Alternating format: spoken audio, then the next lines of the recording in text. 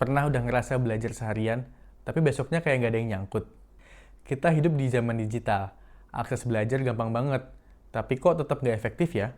Nah, bisa jadi masalahnya bukan di materinya, tapi cara belajarnya. Belajar yang ideal itu bukan soal seberapa banyak kita baca atau nonton video, tapi seberapa efektif, relevan, dan berkelanjutan prosesnya. Kalau hanya hafalan, cepat lupa. Tapi kalau belajar dengan cara yang efektif, relevan, dan berkelanjutan, hasilnya lebih terasa dan bertahan lama. Misalnya, apakah yang kita pelajari masuk ke memori jangka panjang, nyambung dengan kehidupan nyata, dan terbentuk jadi kebiasaan belajar. Untuk menjawab pertanyaan itu, kita bisa pakai dua teori. Yang pertama, model AGES. Model ini berdasarkan riset neuroscience yang menjelaskan bagaimana kita menyerap dan menyimpan informasi secara optimal. Yang kedua, experiential learning dari Kolb. Teori ini mengatakan bahwa manusia belajar paling kuat lewat pengalaman langsung dan refleksi. Yang pertama akan kita bahas adalah inti dari cara belajar yang paling ideal menurut neuroscience, yaitu model AGES. AGES ini terdiri dari 4 komponen utama. Yang pertama, attention. Otak kita cuma bisa menyerap informasi dengan baik kalau sedang benar-benar fokus. Kalau belajar sambil scrolling atau multitasking, hasilnya nggak maksimal. Yang kedua, generation.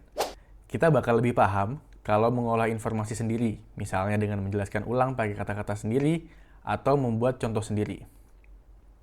Yang ketiga, emotion. Saat belajar menyentuh perasaan, entah karena lucu, menarik, atau menyentuh, otak kita justru lebih mudah menyimpannya. Dan yang terakhir, spacing. Belajar itu nggak harus langsung banyak. Lebih baik dicicil, diulang-ulang dalam waktu berbeda. Karena otak kita perlu jeda untuk memproses informasi baru. Nah, keempat prinsip inilah yang menjadi dasar kenapa banyak metode belajar zaman sekarang. Oke, selanjutnya experiential learning dari David Kolb. Intinya, kita belajar paling efektif bukan cuma dari membaca, tapi dari mengalami langsung dan merenungkannya. Prosesnya ada 4 tahap. Yang pertama, concrete experience, artinya kita belajar dari pengalaman nyata, misalnya ikut diskusi, mengerjakan proyek, atau menghadapi masalah langsung. Yang kedua, reflective observation. Kita merenungkan pengalaman itu. Apa yang berjalan baik, apa yang perlu diperbaiki. Yang ketiga, abstract conceptualization. Dari situ, kita mulai menarik kesimpulan atau konsep. Misalnya, oh, jadi kalau mau belajar efektif, aku harus coba dulu, bukan cuma baca. Yang terakhir, active experimentation. Kita langsung coba ulang atau uji ide itu dalam situasi baru. Belajar sambil praktik.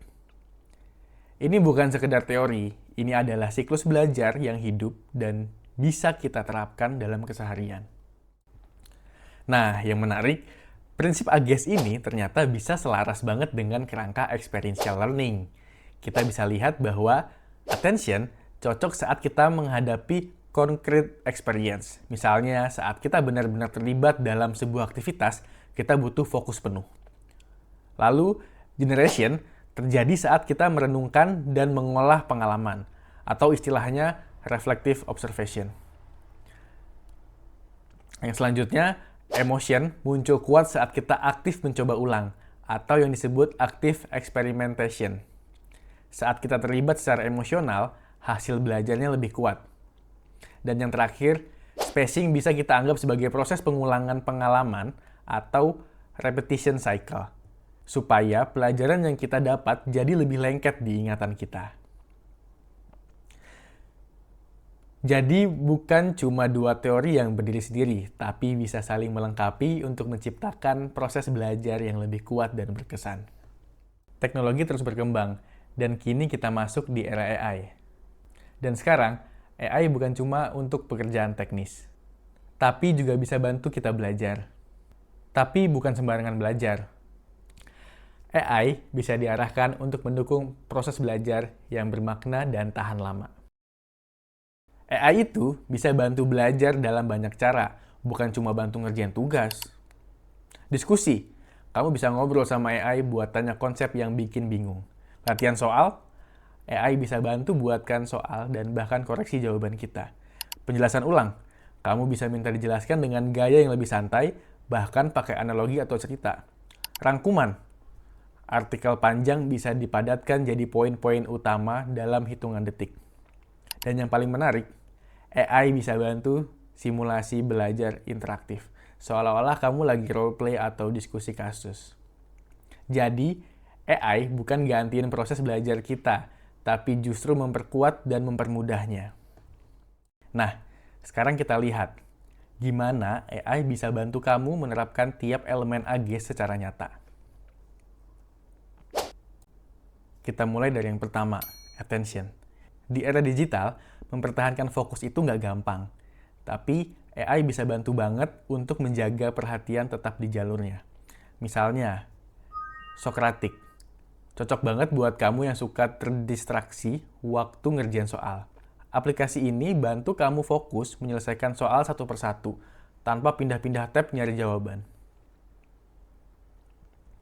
Yang kedua, Perplexity. Kalau kamu cari informasi tapi suka terdistraksi iklan atau thread panjang, Perplexity ini bisa bantu tampilkan jawaban yang singkat dan langsung ke poinnya. Jadi fokusmu nggak terpecah. Lalu, Taktik AI. Buat kamu yang suka belajar lewat video, aplikasi ini bisa menangkap poin-poin penting secara otomatis. Jadi kamu nggak perlu pause rewind terus-menerus. Tinggal fokus ke bagian yang esensial aja. Ini adalah contoh bagaimana AI bisa bantu kita tetap fokus. Dan itu adalah langkah pertama dalam menerapkan prinsip AGES secara efektif. Sekarang kita masuk ke generation. Prinsip belajar yang menekankan pentingnya mengolah informasi secara efektif. Di sini, AI bisa bantu kamu bukan cuma jadi penerima informasi, tapi jadi pengolah informasi juga. Contohnya, ChatGPT. Kamu bisa ajak AI berdiskusi seolah-olah lagi ngobrol sama teman atau dosen. Misalnya, minta AI jadi penguji, atau bahkan main peran sebagai tokoh sejarah dalam diskusi. Yang kedua, Cloud AI. Cocok untuk bantu kamu bikin soal latihan dari materi yang udah dipelajari. Makin sering kamu berlatih, makin dalam pemahamanmu. Yang ketiga ada Notion AI. Kalau kamu udah punya catatan, tinggal minta AI-nya ubah jadi pertanyaan. Jadi, kamu bisa belajar dengan menguji diri sendiri. Semua ini bantu kamu mengubah proses belajar yang pasif jadi aktif. Dan itulah inti dari generation dalam prinsip AGES. Sekarang kita masuk ke aspek emotion. Kenapa emosi penting? Karena informasi yang menyentuh emosi jauh lebih mudah tersimpan dalam ingatan jangka panjang. Contoh aplikasi yang pertama adalah Lura AI. Ini bukan sekedar chatbot. Kamu bisa ngobrol dengan AI yang punya intonasi dan ekspresi seperti native speaker. Jadi bukan cuma belajar bahasa, tapi juga merasa benar-benar terlibat secara emosional. Yang kedua, ada Kanmigo. Kamu bisa diskusi dua arah.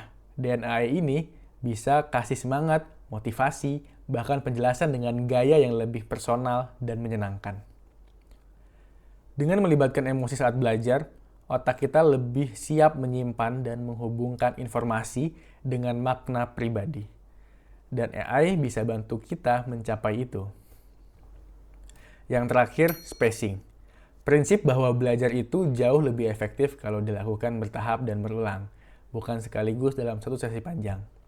Nah, AI juga bisa bantu banget di sini. Contoh yang pertama, Anki plus AI add-on.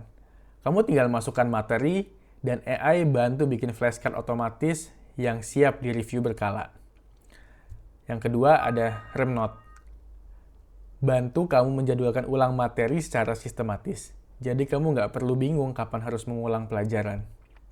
Dengan strategi ini, kamu bisa memperkuat ingatan jangka panjang kamu tanpa harus belajar keras terus-menerus. Pintar bukan soal ngoyo, tapi soal strategi.